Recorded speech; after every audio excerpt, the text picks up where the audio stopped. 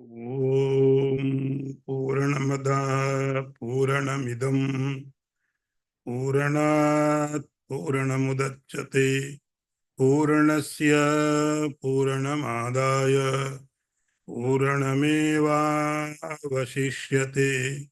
ॐ शान्ति शान्ति शान्तिः। शङ्करं शङ्कराचार्यं केशवं वादरायणं सूत्रभाष्यकृतौ वन्दे भगवन्तौ पुनः पुनः। ईश्वरो गुरुरात्मेति मूर्तिभेदविभागिने व्योमवद्व्याप्तदेहाय दक्षिणामूर्तये नमः।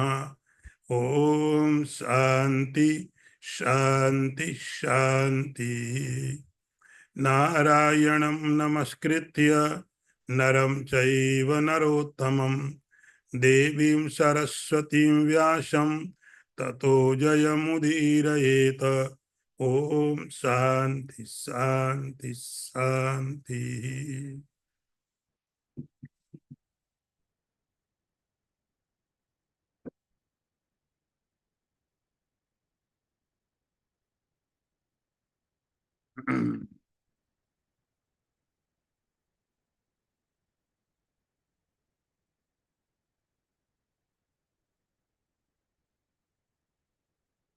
16वां अध्याय है जिसका नाम है दैव आसुर संपद विभाग।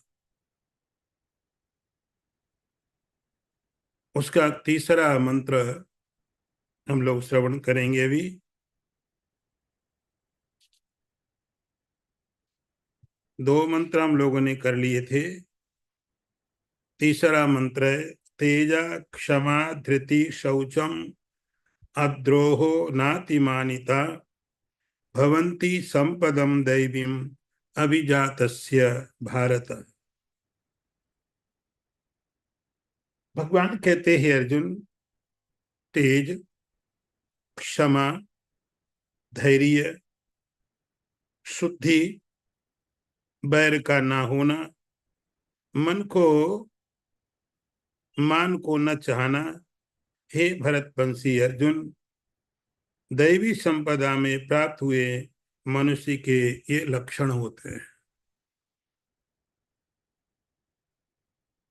तेज क्षमा धृति शौच। तो जो दैवी संपत्ति है, जो डिवाइन क्वालिटीज है, उन दैवी संपत्तियों में आपको बताया गया अक्रोध, क्रोध नहीं करना, हिंसा नहीं करना, शांति रखना। तो इसका अर्थ ऐसा नहीं होता है कि वो जो साधक है वो पूरा बुद्धू हो, ना समझ हो। भगवान कहते हैं तेजः,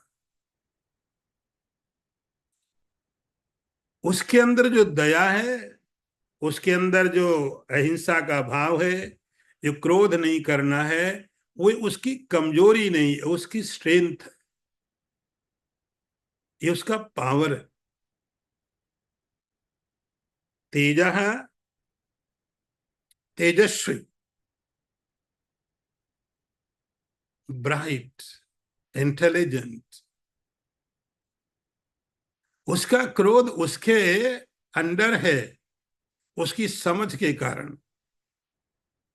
कोई हिंसा नहीं करता है इसलिए उसको समझ है हिंसा नहीं करनी चाहिए, इसी कमजोरी का परिणाम नहीं हो।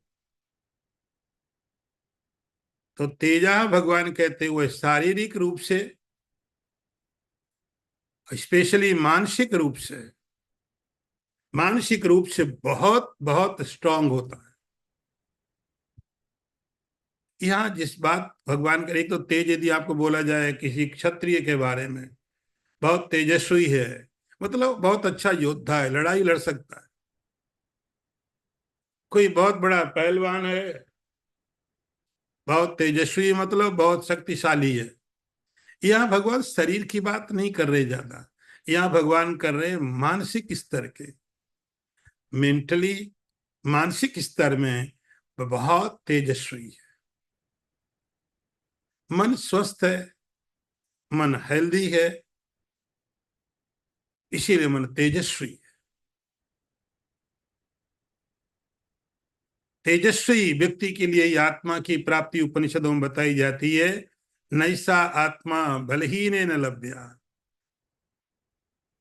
ये आत्मा की प्राप्ति ऐसे लोगों को नहीं होती जो कमजोर होते हैं। आत्मा की प्राप्ति शक्तिशाली लोगों को होती है। और यहां शक्ति का मतलब शरीर का बल नहीं है, जो मानसिक स्तर पर बहुत मजबूत होते हैं। तो भगवान कहते हैं उसका एक गुण होता है तेज, जो मानसिक रूप से पूरी तरह स्वस्थ है, मानसिक रूप से बहुत स्ट्रांग है। क्षमा, क्षमा, क्योंकि मानसिक रूप से बहुत मजबूत है। ऐसा व्यक्ति किसी को क्षमा कर सकता है। उसके अंदर विचार है, विवेक है, समझ है, उसका मन स्वस्थ है। ऐसा व्यक्ति किसी को क्षमा कर सकता है अंदर से। बाहर से क्षमा नहीं कि मौके की तलाश कर रहे हैं, अभी हमने छोड़ दिया, लेकिन हम मौके की तलाश करते हैं, जब हमारा टाइम आएगा तब बदला लेंगे, जब हमारा टाइम आएगा तब इस चीज का बदला लेंगे, अभी टाइम हमारा ठीक नहीं चल रहा है तो मैं वेट करूंगा। अंदर में एक बहुत बड़ा भार लेके जीऊंगा, जब तक मेरा टर्न आएगा तब तक मैं वेट करूंगा। नहीं, ये कोई कमजोरी नहीं है। क्षमा अंदर से। अपराध किसी ने किया है, गलती किसी ने की है, जब दूसरा गलती करता तो आप एक ही काम कर सकते हो, या तो आप क्षमा करो या दंड दे दो। दंड देने से उस व्यक्ति को आप सुधार तो नहीं सकते, मार सकते हो। एक क्षत्रिय का काम है, राजा का काम है, पुलिस का, जज का काम है। किसी ने अपराध किया, पुलिस उसको अपना दंड दे, कोर्ट है, उसको पनिशमेंट मिले। लेकिन एक साधक की तरह, एक साधक की तरह आप अपना जीवन उससे बिना प्रभावित हुए कैसे रख सकते हैं? या तो आप दंड दे दो, कोई घटना हुई, वो बहुत खराब हुई आपके जीवन में, तो उसको आप दो तरह से तरीके से निपटा सकते हो, या तो आप दंड दे दो या आप क्षमा कर दो। दंड देना एक क्षत्रिय स्वभाव है जो बल के कारण होता है। क्षमा करना मानसिक शक्ति के कारण होता है। दंड देना शरीर की शक्ति के हिसाब से होता है। क्षमा करना मन की शक्ति होती है। क्षमा कर दिया, बात खत्म हो गई, भूल गए। आगे भगवान कहेंगे धृति। धृति ये भी डिवाइन डिवाइन क्वालिटी है। धृति मतलब धैर्य, धैर्य, पैसेंस। आप वेट करो। आपने जमीन में कोई बीज बोया है तो आप वेट करिए उसके होने की, प्रोसीजर फॉलो करो, लेकिन आप वेट करो। मैं कहीं पढ़ रहा था कि एक बार बंदरों के मन में आया कि हम लोग भी खेती क्यों नहीं करें। तो उन बंदरों के ग्रुप ने डिसाइड किया इस बार हम भी खेती करेंगे। खेती को उन्होंने अपने नाखूनों से तैयार कर दिया, जमीन को तैयार कर लिया, बीज भी कहीं से लेके आ गए और उन बीजों को जमीन में डाल भी दिया। जो देखा और सीख लिया था। मनुष्य ऐसे करते हैं और उसके बाद खेत होता है तो खेत का फायदा उठाते हैं।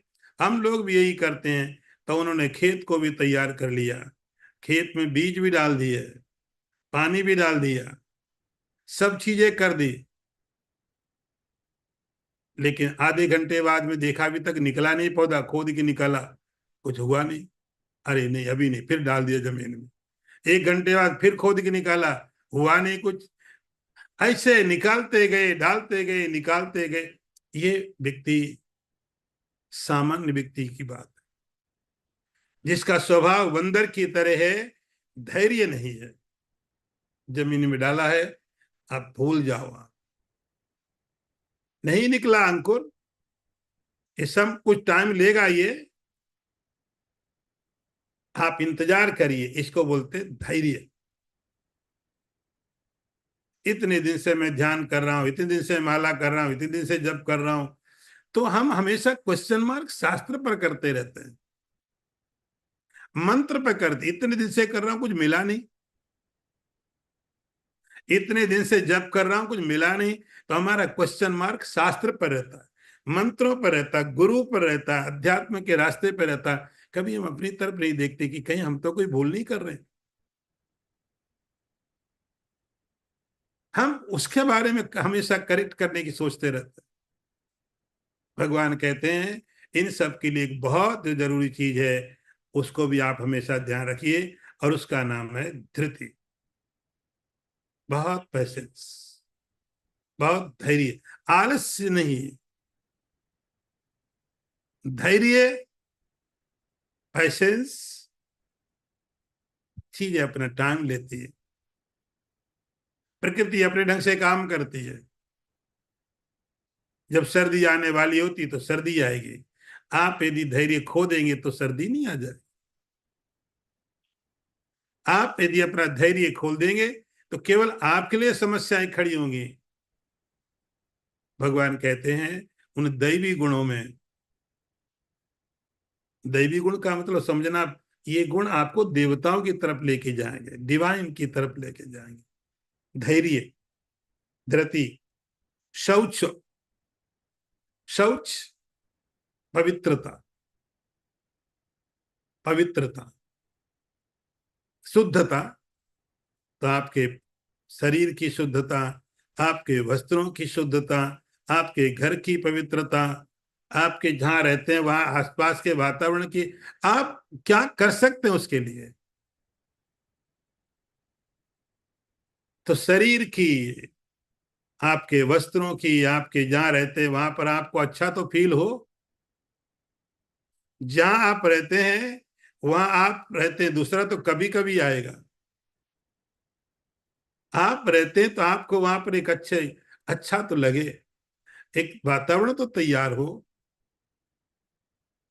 तो पवित्रता, और इस पवित्रता के साथ में और बड़ी जो पवित्रता है, वो मन की पवित्रता है, जो आपके साथ हमेशा रहने वाला है। कपड़े तो आप बदल दोगे, घर आप बदल दोगे, लेकिन जो मन हमारे साथ रहने वाला है, उस मन की पवित्रता, शुचि, अद्रोह, अद्रोह, अद्रोह का अर्थ होता है, द्रोह का अर्थ होता है बैर करना किसी से, बात गांठ में बांध लेना।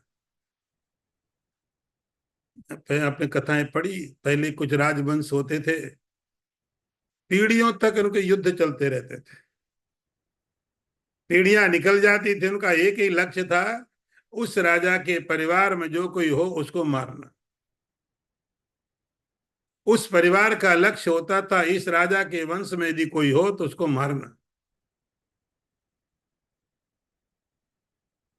वो वैर की एक भावना, वो अंदर में। अद्रोह, भगवान कहते किसी से द्रोह नहीं, किसी से वैर नहीं। नातिमानिता, नातिमानिता का मतलब हुआ अत्यंत अपने को सम्मानित, अपने आप को न प्रस्तुत करना। जब हम अपने आप अपना एक वैल्यूएशन कर लेते हैं, और हम चाहते हैं जो वैल्यूएशन मैंने अपना किया वही सब लोग एक्सेप्ट करें, सब लोग वही माने। इसको बोलते अतिमानिता। मैंने अपने आप निश्चित कर लिया कि मैं बहुत बुद्धिमान हूं। मैं मेरा अपना अहंकार, मेरी अपनी कल्पना है अपने लिए। और उन कल्पनाओं के साथ यदि कोई व्यक्ति जब मुझे स्वीकार नहीं करता है, समस्याएं खड़ी हो जाती हैं। अतिमानी, आप जैसे आप वैसे मान लो ना। अतिमानी का अर्थ है जो हम है नहीं उससे ज्यादा हम अपना वैल्यूएशन कर देते हैं। हम जो है नहीं उससे ज्यादा अपने को वैल्यू दे देते हैं। हम, मैं दुख का कारण हो जाता। हमेशा चिंता लगी रहेगी कहीं कोई मेरा अपमान न कर दे। हमेशा एक चिंता लगी रहेगी कहीं कोई मेरी इंसल्ट न कर दे, क्योंकि मैंने तो अपने को ऐसी जगह रखा हुआ है। जिससे आप देखते हैं किसी के पाँव में चोट लग जाए, शरीर में कहीं फोड़ा हो जाए, हमेशा डर लगा रहता है कहीं कोई छू ना दे उसको। छू देगा तो दर्द होगा। तो ऐसा व्यक्ति जिसने अपने को अति मानी, अपनी जो वैल्यू है, अपनी जो कीमत, अपने आप जो वैल्यूएशन अपना कर दिया, थोड़ा ज्यादा कर दिया, अति। और मैं चाहता हूं कि लोग उसी प्रकार से एक्सेप्ट करें मुझे, जैसा मैंने अपने को सोचा है। क्या समस्याएं खड़ी हो जाएंगी। भगवान कहते हैं अतिमानिता। यहां तक भवंती संपदम दैवीम। भगवान कहते हैं अर्जुन, ये सब दैवी संपत्ति है। ये सब संपत्ति, ये सब गुण, ये सब क्वालिटीज कहाँ की तरफ आपको ले जाएंगे? दैवी, डिवाइन की तरफ, सुख की तरफ, आनंद की तरफ। यदि मैं यहाँ देखो, भगवान ने नाम परमात्मा नहीं दिया। बहुत भगवान ने ओपन अपनी विषय को रखा हुआ है। भगवान ने अपने विषय को बहुत ओपन रखा हुआ है। भगवान ने कहा भवंती संपदम दैवी। आप ये जो गुण है, ये जो क्वालिटी है, ये ऐसा नहीं कि जो गीता का अध्ययन करेंगे, जिसको परमात्मा को प्राप्त करना, जो धार्मिक है उनके लिए है। क्या आप धार्मिक हैं इसलिए आपके अंदर ये गुण होने चाहिए? आप साधक हैं इसलिए आपके अंदर गुण होने चाहिए? भगवान कहते हैं जिस व्यक्ति को भी इस डिवाइन की तरफ, दिव्यता की तरफ, प्रसन्नता की तरफ जिसको भी जाना हो, जिसको भी जिसको भी प्रसन्नता प्राप्त करनी है, हर उस व्यक्ति के लिए ये संपत्ति है, ये साधन है।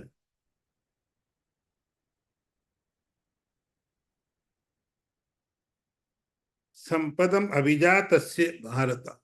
हे अर्जुन, इस संपत्ति के साथ जो व्यक्ति है, इस संपत्ति की, अब कुछ लोगों के साथ जन्म से चीजें प्राप्त होती हैं। उनके पिछले जन्मों के कुछ पुण्य होंगे, पिछले जन्मों की साधनाएं होंगी। उन साधनाओं के कारण उस व्यक्ति के जीवन में बहुत से गुण अपने आप होते हैं। और इनमें एक चीज है कि इसमें एक गुण है तो दूसरे को अपने आप इकट्ठा करेगा। इंटरकनेक्टेड। तो कई लोगों के साथ में भगवान कहते हैं जन्म से होता है, अभिजातस्य। तो बहुत से लोगों के अंदर में ये जन्मजात होते हैं, उनकी पिछली साधनाएं होती हैं।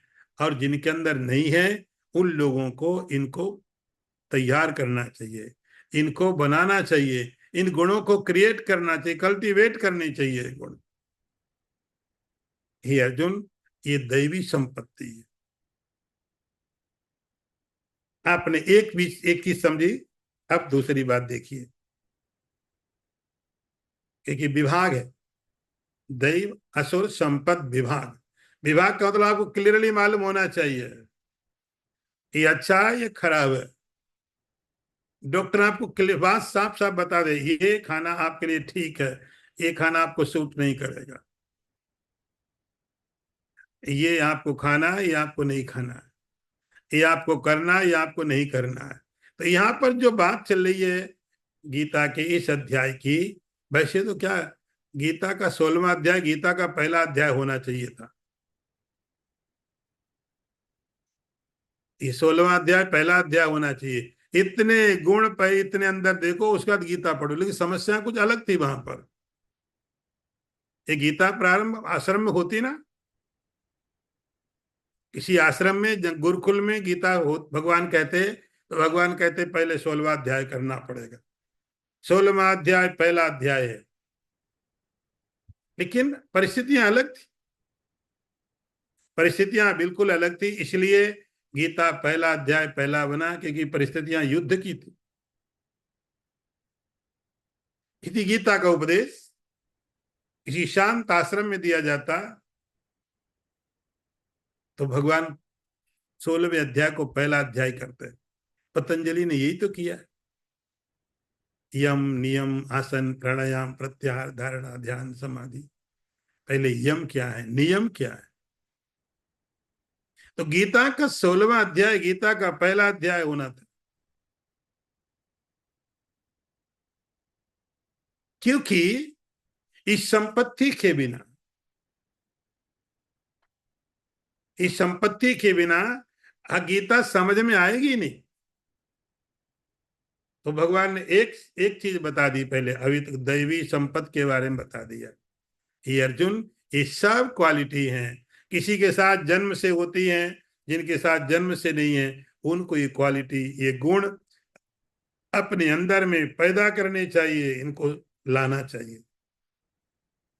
अब अपोजिट भी देखो, दोनों चीजें मालूम होनी चाहिए, सही क्या है और सही क्या नहीं है। यहां से देखिए दूसरा मंत्र, दंभो दर्पोभिमानस्य क्रोध पारुष्यमेव च अज्ञानम चाभिजातस्य पार्थ संपदम आसुरीम। अर्थ देखिए, भगवान कहते हैं अर्जुन, दंभ करना, घमंड करना, अभिमान करना, क्रोध करना और कठोरता रखना और विवेक का न होना, ये सभी आसुरी संपदा को प्राप्त हुए मनुष्य के लक्षण। आसुरी संपत्ति, ऐसी संपत्ति, संपत्ति ये भी गुण है, लेकिन ये गुण, ये संपत्ति व्यक्ति को कहां लेके जाएगी, असुर भाव की तरफ। संपत्ति ये भी है, ये भी साधन है, लेकिन ये साधन, और आप स्वतंत्र हैं, आप कोई भी साधन ले सकते हैं, लेकिन आप परिणाम पर ध्यान रखिए, उसका परिणाम ये होने वाला है। आपको चाहिए क्या, दैवी दिव्य चीजें चाहिए, तब ये संपत्ति आपके काम आएगी। आसुरी चीजें चाहिए, या कह सकते हो नरक चाहिए, या दुख चाहिए, मिजरी चाहिए, तब ये संपत्ति बड़ी काम की है। तो भगवान ने दोनों चीजों को बता दिया। अब हम बोलते हैं, आपको बता रहे आसुरी संपत्ति क्या है, जिसके कारण कोई असुर बन जाता है। विभीषण भी वहीं पैदा होता है, रावण भी वहीं पैदा होता है, हिरण्यकश्यप भी वहीं है, प्रहलाद भी वहीं है। एक महात्मा बन जाता है, एक असुर बन जाता है, एक देव बन जाता है, एक राक्षस बन जाता है। तो हर व्यक्ति के एक पर्सनल अपनी क्वालिटी है, इस सामुदायिक नहीं, एक समाज की नहीं है, एक परिवार की नहीं है, आपकी अपनी अपनी। जैसे किसी का रोग अपना होता है, निरोग कोई अपने आप में होता है, ऐसे ही ये क्वालिटी। अब भगवान कहते हैं, आप दूसरा पहलू भी इसका समझ लो, दंभो दर्पोभिमानश्च। दंभ, दम्भ का मतलब होता है जो चीजें होनी चाहिए हैं तो नहीं, लेकिन हम दिखाएं, उसको बोलते हैं दम्भ। दम्भ, पाखंड, हिपोक्रेसी, कि मुझे जैसा होना चाहिए वैसा मैं हूं नहीं, लेकिन मैं अपने को वैसा दिखाऊं। मैं जैसा हूं यदि मैं अपने को वैसा दिखाऊं तो दम्भ नहीं है। यदि मैं पापी हूं और मैं स्वीकार करता हूं मैं पापी हूं, तो पापी तो हूं लेकिन दम्भी नहीं हूं मैं। और ये स्वीकार करना बहुत कठिन है कि मैं पापी हूं, क्योंकि मेरा जो इसेंशियल नेचर है ये कभी स्वीकार नहीं करेगा कि मैं पापी हूं। तो मैं गलत हूं, मैं गलत हूं, लेकिन मैं अपने को सही दिखाता हूं। मुझे जैसा होना चाहिए वैसा मैं हूं नहीं, और वैसा मैं दिखा रहा हूं अपने आप को कि देखो मैं ऐसा हूं। इसको बोलते हैं दम। क्यों दिखा रहे हैं? इसलिए कि मैं चाहता हूं कि लोग ऐसा देखें तो मुझे सम्मान मिलेगा, लेकिन मैंने काम सम्मान के किए नहीं, फिर भी मुझे चाहिए, तो फिर मैं दम्भ करता हूं। दम्भ, उसको पाखंड बोलते हैं। दूसरा है दर्प। दर्प और अभिमान दो शब्द लगभग एक ही जैसे हैं। दर्प और अभिमान दोनों शब्द एक जैसे हैं, थोड़ा आप फर्क समझ लेना। एक तो दर्प होता है अहंकार, अभिमान, कि जो चीज मेरे पास है उसका मुझे एक अभिमान है। मैं एक बहुत बड़े पोस्ट में हूं, मुझे उसका अहंकार है।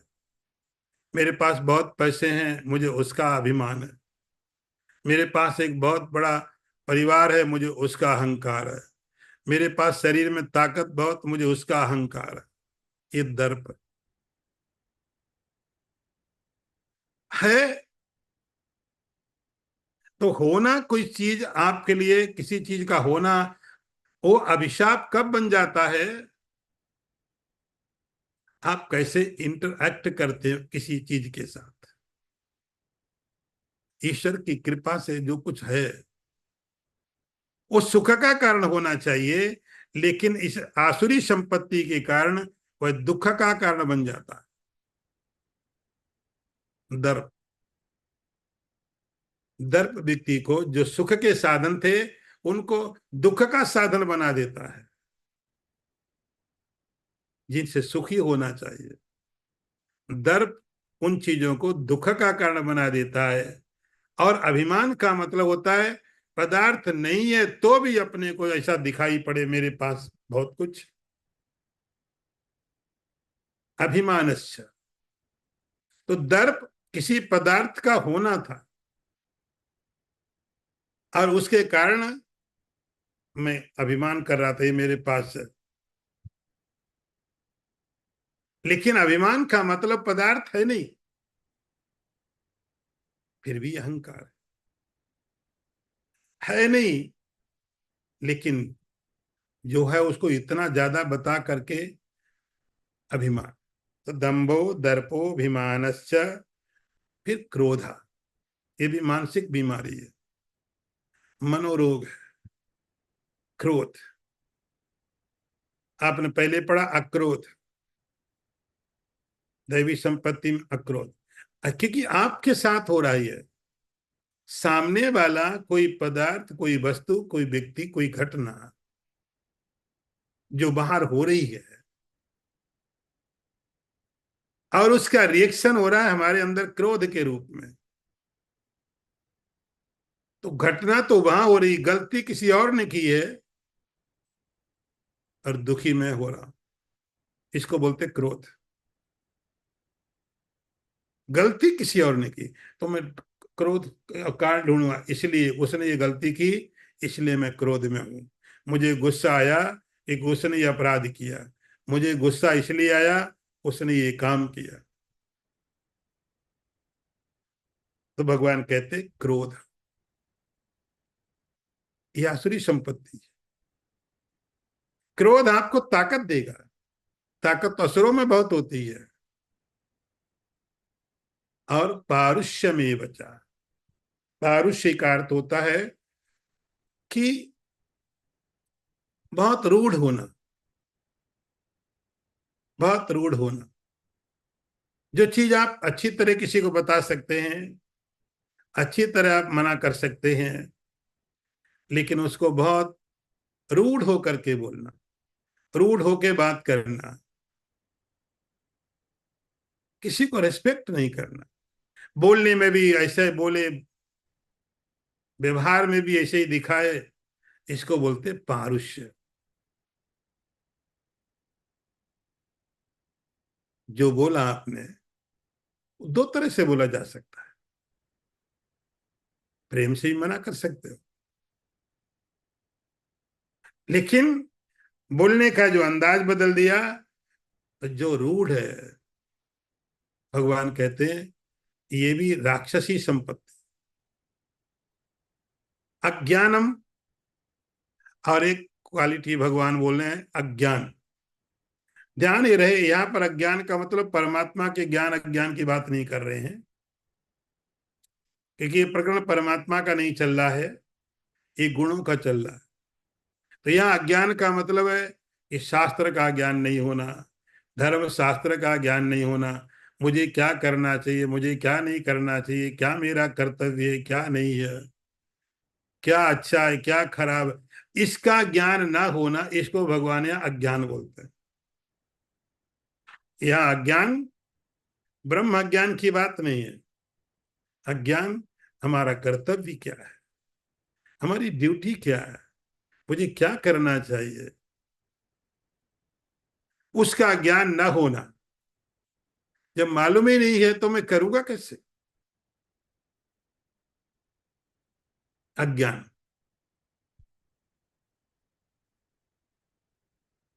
अज्ञानम चाभिजातस्य पार्थ संपदम आसुरीम। ये जो गुण है, हे अर्जुन, ये आसुरी संपत्ति वाले व्यक्ति में होते हैं। तो दो भगवान ने क्लास बनाए, दो डिवीजन है पूरे संसार में, पूरे ब्रह्मांड में। दो भाग हैं, एक राक्षस वाले, एक देव वाले। और दोनों के भगवान ने लक्षण बहुत स्पष्ट बता दिए। इसमें बोले आप अपने आप देख लो कि हम किधर में। इसमें आपको शास्त्र की जरूरत नहीं पड़ती है, विभाग आपको करना, दैव असुर संपद विभाग। तो भगवान ने आपको बता दिया ये संपत्ति है, क्रोध करना भी संपत्ति है, क्रोध नहीं करना भी संपत्ति है, अहंकार भी संपत्ति है, अहंकार नहीं होना भी संपत्ति है। लेकिन दोनों के रास्ते पूरे अपोजिट है। आपका सिलेक्शन है, आपकी इच्छा है, किधर जाना चाहते हो। तो भगवान कहेंगे आसुरी संपत्ति है। बहुत अच्छा आसुर कौन होगा? जो क्रोध बहुत करे, हिंसा बहुत करे। रावण यदि बैठ के मेडिटेशन करने लग जाए, सबको क्षमादान करने लग जाए, रावण रावण रहेगा? रावण तो खत्म हो जाएगा।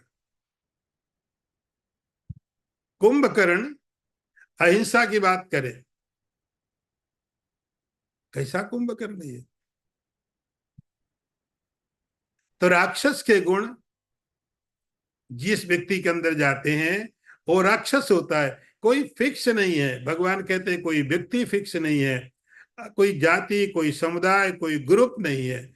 हर व्यक्ति, बस जिनके पास ये गुण है वो राक्षस कहलाएंगे, जिसके पास ये गुण है वो देवता कहलाएंगे। दोनों के परिणाम अलग हैं। यदि राक्षसी गुण है तब वो नरक की तरफ जाएगा, दैवी गुण है तो भगवान कहते हैं आगे क्या होने वाला, मंत्र आगे देखो।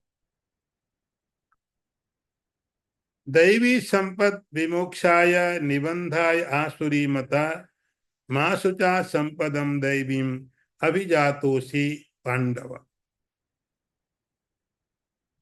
हे अर्जुन, दैवी संपत्ति विमोक्षाय मोक्ष के लिए कारण बनती है, आसुरी संपत्ति बंधन के लिए कारण होती है। हे पांडव, तुम दैवी संपत्ति को प्राप्त हुए हो, इसलिए तुम शोक मत करो। तो दोनों प्रकार की संपत्ति भगवान ने अर्जुन को पहले बता दी। दो संपत्ति है, दोनों के अलग अलग नाम बता दिए। अर्जुन पहचान लो, ये आसुरी संपत्ति है, ये दैवी संपत्ति, और तुम पूरी तरह फ्री हो। तुम क्रोध कर भी सकते हो, क्रोध नहीं कर सकते हो, तुम्हारी मर्जी, तुम पर पूरी तरह तुम फ्री हो। तुम क्षमा भी कर सकते हो, हिंसा भी कर सकते हो, लेकिन इनके परिणाम तुम देखो क्या है, किसके परिणाम, इनके परिणाम देखो। तो दैवी संपद विमोक्षाय, हे अर्जुन, जो हमने तुमको दैवी संपद बताई, अभयम सत्व संशुद्धि ज्ञान योग व्यवस्थित, ये जो दैवी संपद बताई, और इस दैवी संपद के जैसे और भी जो गुण भगवान ने यहाँ नहीं बताए, वो सब इसमें आप समझ लीजिए। तो ये जो दैवी संपत्ति है, ये क्या करती है? विमोक्षाय, अंतिम इसका परिणाम होगा कि मोक्ष की प्राप्ति कराएगी। अंतिम बाय प्रोडक्ट भी इसके होते हैं। अभी भी आप सुख में रहोगे, अभी भी आप शांति में रहोगे, अभी भी आनंद में रहोगे। तो ये गुण जिसके पास है, वे दैवी गुण हैं। और दैवी गुणों कहां पर है? मन के अंदर। तो ये सब दैवी गुण के कारण वो साधक जो कोई भी है, अभी वर्तमान में भी आनंद में है, देवता है। जिसके पास देवी संपद, वही तो देवता है। सेठ कौन है? पैसा जिसके पास। अमीर कौन है? जिसके पास पैसा है। तो ये संपत्ति जिसके पास में है, दैवी संपत्ति जिसके पास है, भगवान कहते हैं अर्जुन, आखिरी परिणाम क्या होगा? विमोक्षाय, ये संपत्ति उसको मोक्ष की तरफ लेके जाएगी, मोक्ष की तरफ। ये सारी संपत्ति, अभय सत्व संशुद्धि ज्ञान योग व्यवस्थित, ये सब संपत्ति मिलकर के एक रास्ता जो देती हैं, परिणाम क्या होगा? विमोक्षाय, मोक्ष की प्राप्ति होगी। और भगवान कहते दूसरी संपत्ति का ठीक इसका विपरीत है, निबंधाय आसुरी मता। और जो आसुरी संपत्ति है, अभी भी दुखी, क्रोध करने वाला व्यक्ति अभी भी दुखी है। जिस पर क्रोध कर रहा है वो दुखी होगा कि नहीं होगा, बात अलग है, लेकिन ये व्यक्ति अभी भी दुखी है। जो अभिमान कर रहा है, जो अहंकार कर रहा है, जो अभिमान दर्प कर रहा है, पाखंड कर रहा है, अभी भी दुखी है। अभी यही तो राक्षस। राक्षस का मतलब ऐसा नहीं कि इसके बड़े बड़े सींग निकलेंगे, दांत जिनके बाहर निकलेंगे, जो फोटो देखे होंगे आपने, ये बाहर के दांत, बाहर के सींग की बात मत समझना। अंदर में जो व्यक्ति दुखी है, अंदर में जो दुखी है, एक तो बाहर की परिस्थितियां दुख के कारण हो सकती है, लेकिन ये अंदर में दुखी है। किस कारण? इसके पास में आसुरी संपत्ति है, निबंधाय आसुरी मता। और उसके बाद में जैसे जैसे यह संपत्ति और बढ़ती रहेगी, और बढ़ती रहेगी। पहले थोड़ा कम पाखंड था, अब थोड़े और कुशल हो गए, ज्यादा पाखंड करने लग गए। पहले थोड़ा कम क्रोध करते रहे, धीरे धीरे और क्रोध ज्यादा होने लग गया। तो ये संपत्ति, जैसे हम पैसे बढ़ाते रहते हैं, अपनी संपत्ति को बढ़ाते रहते हैं, ऐसे ही दैवी और आसुरी संपत्ति भी धीरे धीरे धीरे धीरे बढ़ती रहती है। परिणाम क्या होगा? निबंधाय आसुरी मता।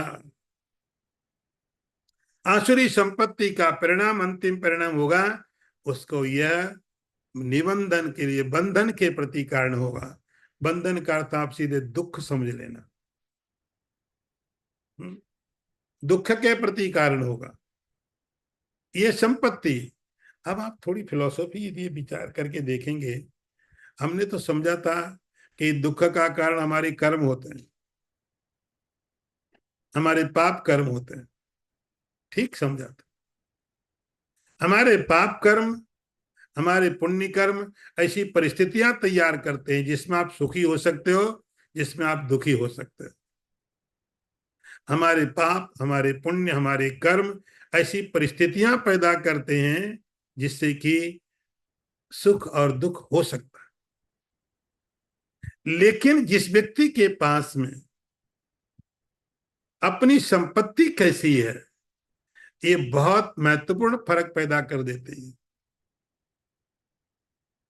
यदि राक्षसी संपत्ति है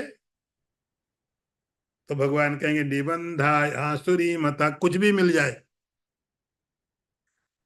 कोई भी परिस्थिति आ जाए, कितना भी पैसा मिल जाए, कितने भी अच्छे लोग मिल जाए, कुछ भी मिल जाए, लेकिन उसका दुख दूर नहीं होगा। दुख अंदर मन में है। दुख इन राक्षसी संपत्ति के कारण है, संपत्ति के कारण।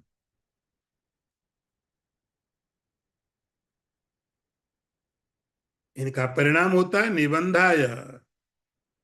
कुछ भी हो, हजारों, कितना भी पैसा हो, यदि व्यक्ति क्रोधी है,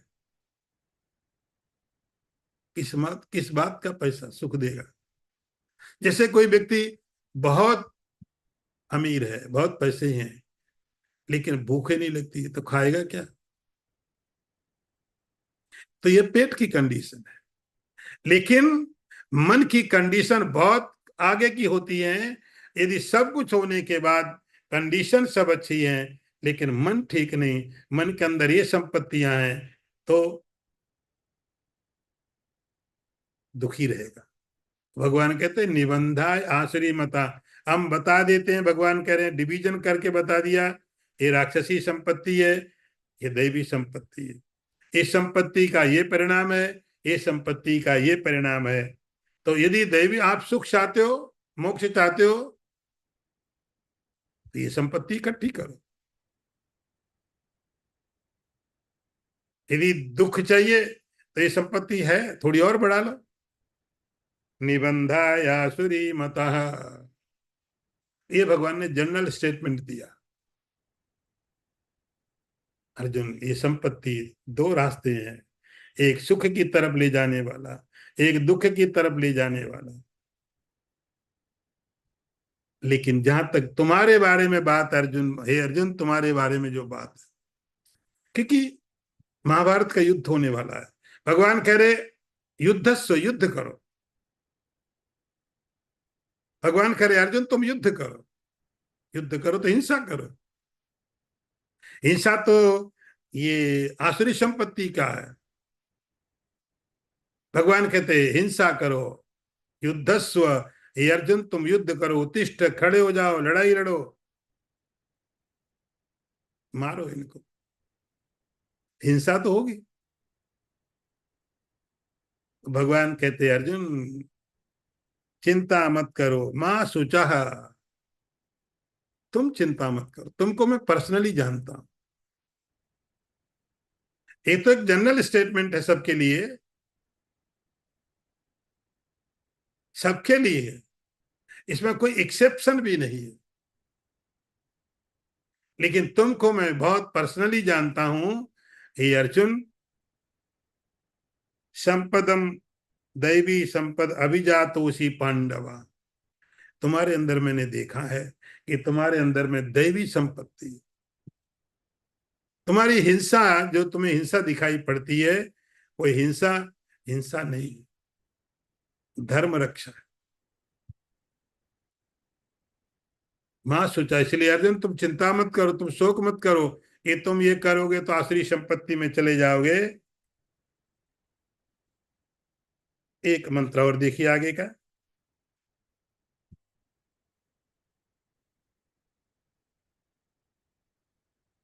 द्वौ भूत सर्गौ लोकेस्मिन् दैव आसुर एव च दैवो विस्तर सा प्रोक्त आसुरम पार्थ में शृणु।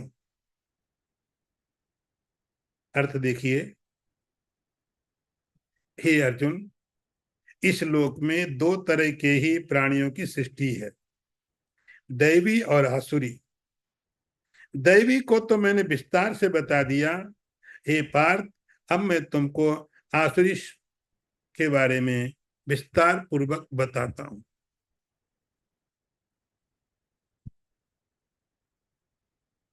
जब यह अध्याय शुरू हुआ तो दो तरह की संपत्ति के बारे में भगवान ने बात बताई। तो पहले दैवी संपत्ति बताई, और दैवी संपत्ति को बताने के लिए भगवान ने तीन मंत्रों का उपयोग किया, तीन श्लोक लगे। आसुरी संपत्ति बताने लगे भगवान, तो एक मंत्र में ही भगवान ने बता दिया। अर्जुन थोड़ा खुश हुआ, अरे आसुरी संपत्ति चलो कम तो है, दैवी संपत्ति बहुत है, उसकी बहुत क्वालिटी है, बहुत वैरायटी है। तो दैवी संपत्ति के बहुत सारे गुण भगवान ने बताए, अभय, सत्य, संशुद्धि, ये। और जब आसुरी की बात आई तो भगवान ने थोड़े में बता दिया। अर्जुन ने कहा बस इतने से तो बचना है, इतने ही तो गुण है, क्वालिटी है, गुण है, जिनको आप आसुरी संपत्ति बोलते हो, बस इतने ही ना। तो भगवान ने कहा अर्जुन देखो, द्वौ भूत सर्गौ लोकेस्मिन् दैव आसुर ये बचा। इस संसार में, इस सृष्टि में दो ही तरह के प्राणी हैं, दो ही डिवीजन है, दो ही भाग हैं।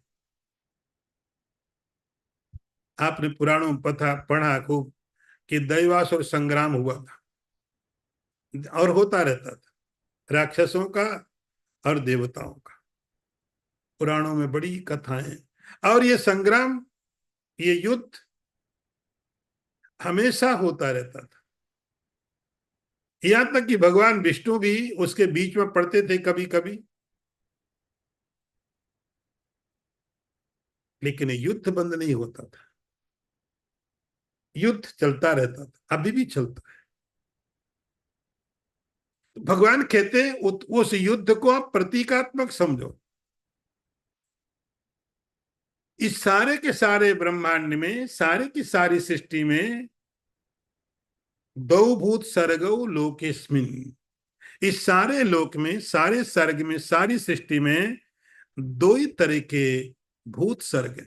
भूत सर्ग मतलब प्राणी, लिविंग बीइंग, जिनकी सृष्टि हुई। तो सारी सृष्टि को आप दो भागों में बांट दीजिए। दो भूत सर्गौ लोकेस्मिन्, इस संसार में दो तरह की ही सृष्टि है। भगवान उसको नाम दे रहे हैं, दैव आसुर ये बचा।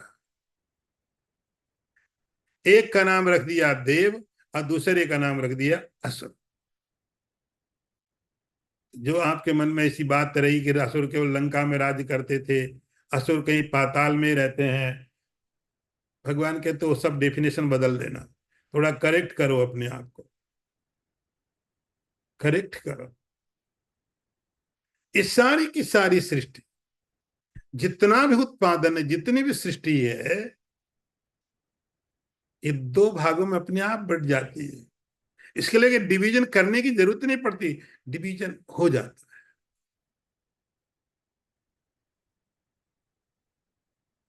लोकेश भी दो ही डिवीजन है।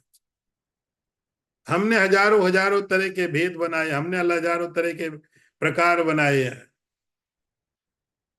भगवान ने कहा दो ही डिवीजन है, केवल दो ही प्रकार हैं।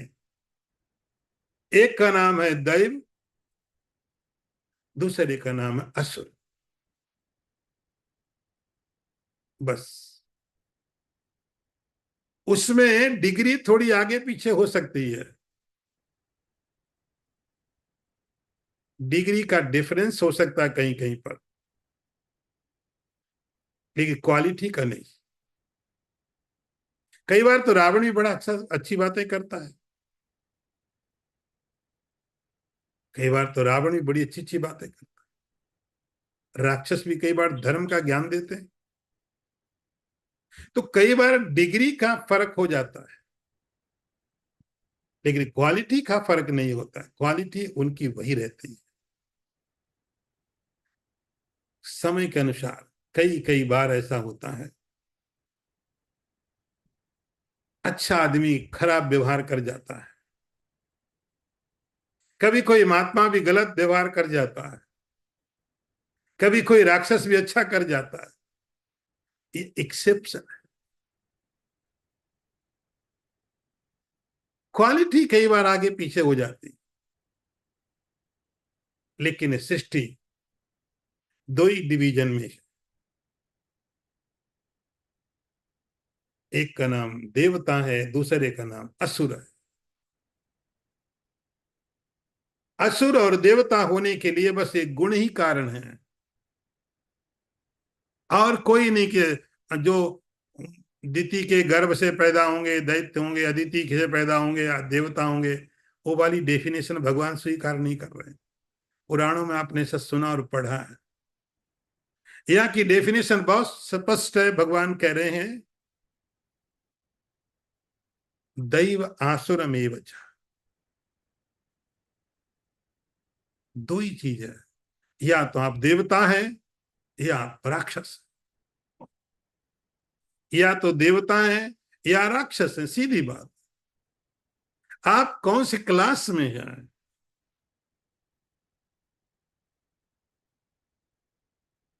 इस बात को आपको खुद निर्णय करना पड़े, खुद समझना पड़ेगा। आप कई बार लगता है कि हम देवताओं के साथ है, लेकिन होते राक्षस के साथ।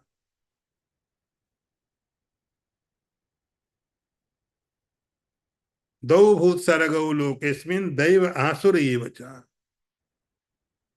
तो ये जो लक्षण, ये जो गुण है, इन गुणों के कारण यहाँ कोई जाति को, कोई वर्ण को, कोई ग्रुप को, कोई कंट्री को भगवान ने नहीं लिया।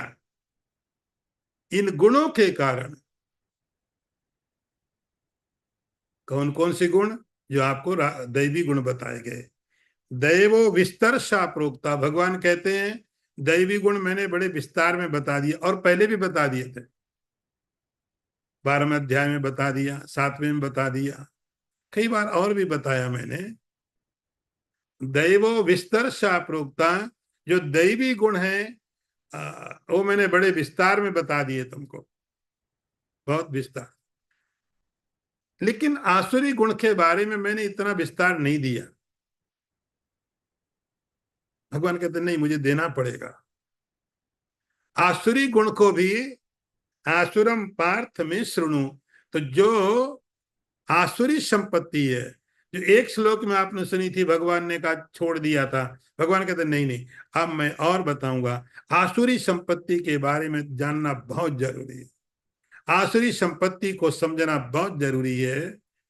हे पार्थ, अब तुम आसुरी संपत्ति के बारे में, जिस कारण से लोग असुर जैसे बन जाते हैं, राक्षस जैसा स्वभाव हो जाता है, उस आसुरी संपत्ति के बारे में अब मैं तुमको विस्तार से बताऊंगा। ओम पूर्णमदः पूर्णमिदं पूर्णात् पूर्णमुदच्यते पूर्णस्य पूर्णमादाय पूर्णमेवावशिष्यते। ओम शांति शांति शांति। शंकरं शंकराचार्यं केशवं वादरायणं सूत्र भाष्यकृतौ वंदे भगवन्तौ पुनः पुनः। ईश्वरो गुरुरात्मेति मूर्तिभेद विभागिने व्योमवद व्याप्त देहाय दक्षिणामूर्तये नमः। ओम शांति शांति शांति। नारायणं नमस्कृत्य नरं चैव नरोत्तमं देवीं सरस्वतीं व्यासं ततो जयमुदीरयेत। ओम शांति शांति शांति।